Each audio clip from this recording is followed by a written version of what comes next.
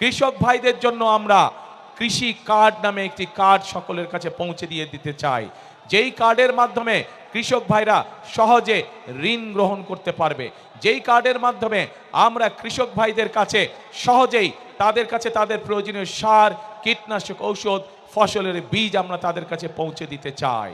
বাংলাদেশের মানুষ ধানের শীষকে নির্বাচিত করলে, ধানের শীষের প্রার্থীকে নির্বাচিত করলে সারা বাংলাদেশে 10,000 টাকা পর্যন্ত যে কৃষি ঋণ আছে, সেই কৃষকদের সেই 10,000 টাকা পর্যন্ত কৃষি ঋণ আমরা মওকুফ করতে চাই। যুক্তরাষ্ট্রের 1 নম্বর জিম চেইন গোল্ড জিম এখন আবারও বাংলাদেশে।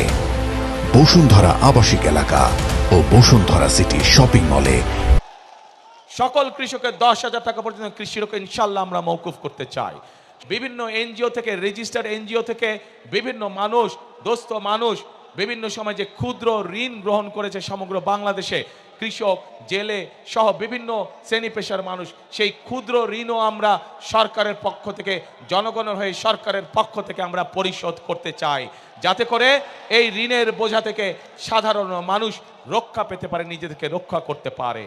প্রিয় ভাই বোনেরা, আমাদের এই উত্তরাঞ্চল, এই ঠাকুরগাঁ, এই দিনাজপুর, পঞ্চগড় কৃষি প্রধান দেশ, এই সমগ্র উত্তরাঞ্চল। আমরা চাই এই এলাকাগুলোতে আমাদের এলাকার মানুষ যাতে কর্মসংস্থানের ব্যবস্থা হয়, যাতে মানুষ চাকরি বাকরি করে স্বাচ্ছন্দ্যে থাকতে পারে।